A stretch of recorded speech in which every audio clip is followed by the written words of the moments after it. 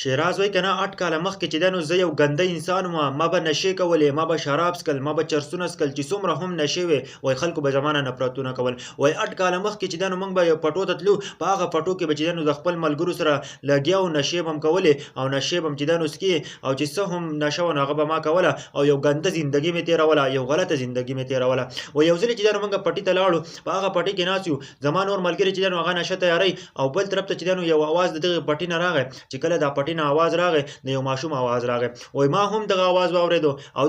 دغه زما د ملګرو هم دغه اواز واورېدلو. چې په دویم پیر بیا د دې ماشوم اواز راغی نو وایي زه ایسته کې پاڅېدم او د پټي طرف ته روان شوم. زما ملګری چې دی نو هلته ناست و. وایي چې زه کله د پټي طرف ته روان شوم او زه لږ لرې لاړم نو هلته چې دی نو ماشوم په یو شاپر کې پروت او ما چې دی نو ولیدلو په شاپر کې پروت او هغه چې دی نو ډېر زیات ژړلو. وایي زه ولګېدم که نه او دغه ماشوم مې چې دی نو دغه د شاپر نه راواخیستو او په غۍ کې مې واخیستلو. چې کله ماشوم ما په غۍ کې واخیستلو وایي د هغه نه پس چې دی نو ما سوچ وکړو که نه وایي چې دا به هم چا راوړی دا ماشوم صرف د دې دپاره چې دا ماشوم چې دی نو دا به څه شی به پسې راشي، څه ځناور به پسې راشي او دا ماشوم چې دی نو دا به وخوري او دا به د دنیا نه ختم کړي، یا به چې دی نو څه میږي راشي او دا به چې دی نو وخوري او دا به چې دی نو د دنیا نه ختم کړي. او بل طرف ته الله ته نور څه منظور و، الله رب العزت شیراز پسې راوستو او شیراز چې دی نو هغه ماشوم چاتی او د هغه نور ملګري چې دی نو هغه ورته وایي چې نشه تیاره ده، نشې له راځه. او بالکل چې دی نو شیراز دغې طرف ته خیال نشته دی، ځکه چې شیراز چې دې ماشوم ته ګوري نو ډېر زیات چې دی نو هغه اوښکې ترې بهیږي د سترګو نه او ډېر زیات د خوشحالۍ نه چې دی نو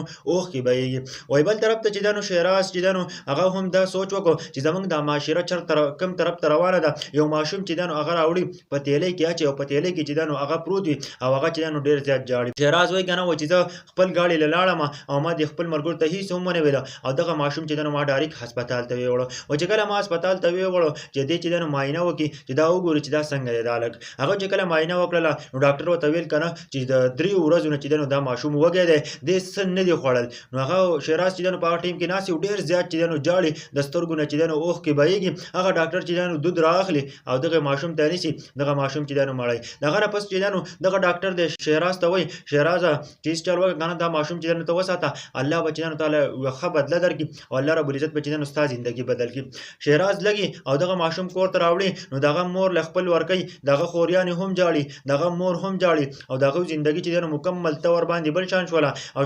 شیراز وایي که نه وایي زما مور ویلو چې ته به چې دی نو دا ماشوم ساتې او دا ماشوم چې کله غټېږي نو ته به یو عالم جوړی. وایي مخکې به ما مونځونه نه کول او اوس وایي چې دی نو زه 5 وخته مونځ کوم او په معاشره کې ښه زندګي تېروم. وایي شیراز وایي که نه هغه راکړې وه او زما په 1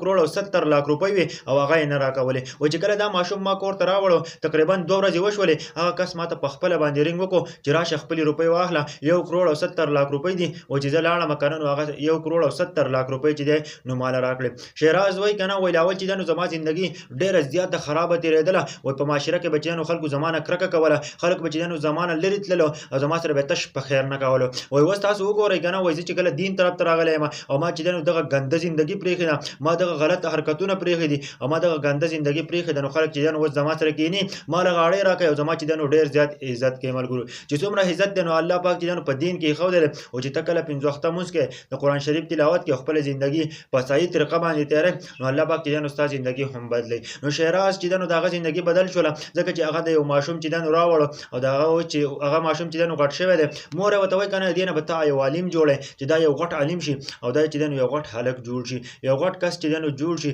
او په دې دنیا کې چې دی نو وځلېږي. نن چې دی نو هغه وایي چې دی نو خو پوره غټ شوی دی دغه هلک او دغه هلک چې دی نو خو پوره غټ شوی دی او دغه باندې به چې دی نو دیني تعلیم حاصلوي. ملګرو دا واقع راغلو په دې باره کې تاسو څه وایئ؟ سوچ هم تاسو نشئ کولی چې الله پاک د یو انسان زندګي په کومه طریقه باندې بدلوي او په کوم طرف باندې چې دی نو ځان طرف ته رامایل کوي، تاسو سوچ هم نشئ کولی. نو زما دا ویډیو د ټولو پښتنو سره شیر کړئ چې څومره هم پښتانه زما ویډیو ګورئ، ضرور د نورو ملګرو سره شیر کړئ او ښه غوندې کمنټ ضرور وکړئ.